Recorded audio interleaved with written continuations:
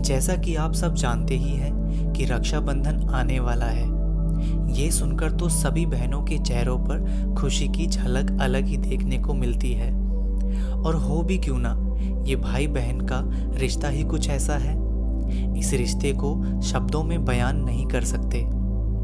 आपको बता दें कि रक्षाबंधन को श्रावण के महीने की पूर्णिमा को मनाया जाता है, जो कि अगस्त के महीने में आता है। इस त्योहार का मतलब यह है कि एक ऐसा बंधन जो कि रक्षा प्रदान करता हो। यहाँ पर रक्षा का मतलब रक्षा प्रदान करना होता है और बंधन का मतलब होता है एक गांठ, एक डोर जो कि रक्षा प्रदान करती है।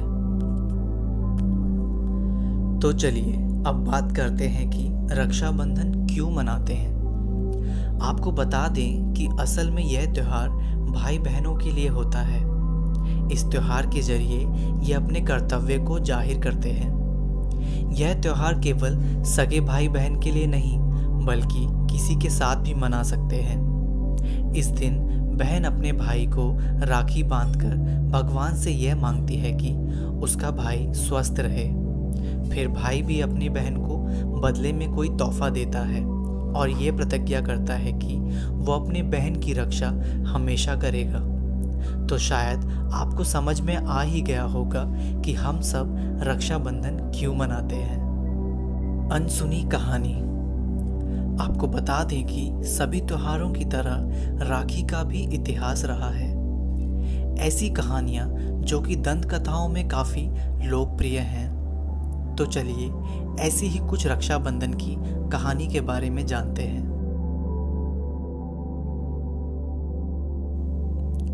रानी कर्णावती और सम्राट हुमायूं। ये उस समय की बात है जब राजपूतों को मुसलमान राज्यों से युद्ध करना पड़ रहा था अपने राज्य को बचाने के लिए। उस समय चित्तौड़ की रानी कर्णावती हुआ करती थी।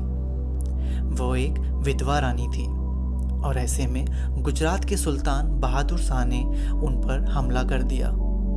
ऐसे में रानी अपने राज्य को बचा सकने में असमर्थ थी।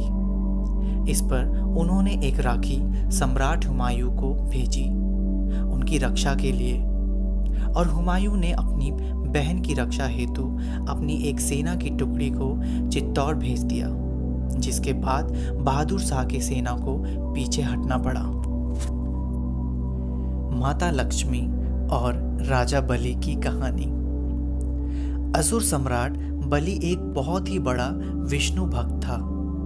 बलि की इतनी ज्यादा भक्ति से प्रसन्न होकर विष्णु जी ने बलि के राज्य की रक्षा स्वयं करनी शुरू कर दी। ऐसे में माता लक्ष्मी इस चीज से परेशान होने लगी, क्योंकि विष्णु जी अब और वैकुंठ पर नहीं रहते थे। अब लक्ष्मी जी ने एक ब्राह्मण औरत का रूप लेकर बलि के महल में रहने लगी। वहीं बाद में उन्होंने बलि के हाथों में राखी भी बांध दी और बदले में उनसे कुछ देने को कहा। अब बलि को यह पता नहीं था कि वो औरत और कोई नहीं माता लक्ष्मी है, इसलिए उन्होंने उसे कुछ भी मांगने का अवसर दिया। इस पर माता ने बलि से विष्णु जी को उनके साथ वापस वैकुंठ लौट जाने का आग्रह किया।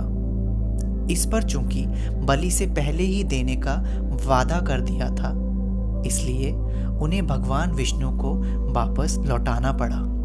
इसलिए राखी को बहुत से जगहों में वलेवा भी कहा जाता है। कृष्ण और द्रौपदी की कहानी।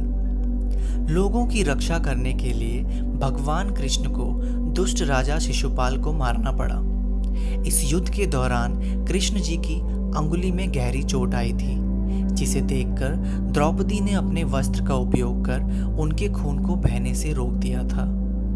भगवान श्री कृष्ण को द्रौपदी के इस कार्य से काफी प्रसन्नता हुई और उन्होंने उनके साथ एक भाई बहन का रिश्ता निभाया।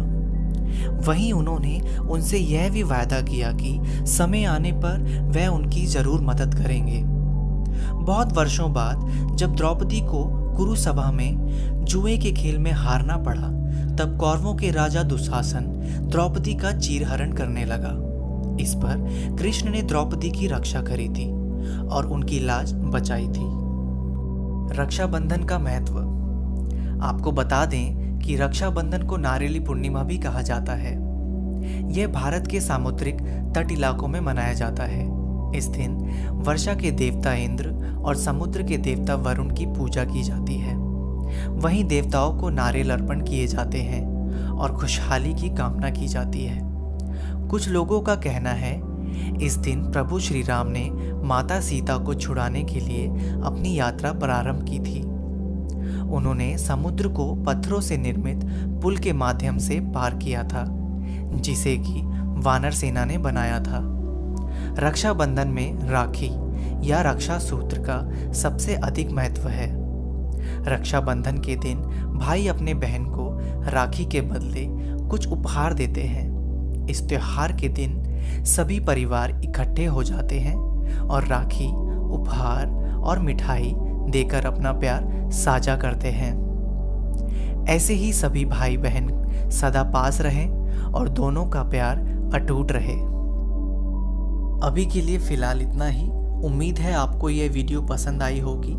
ऐसे ही नई नई वीडियोस देखने के लिए आर ज्ञान चैनल को लाइक, शेयर और सब्सक्राइब करना ना भूलें। धन्यवाद।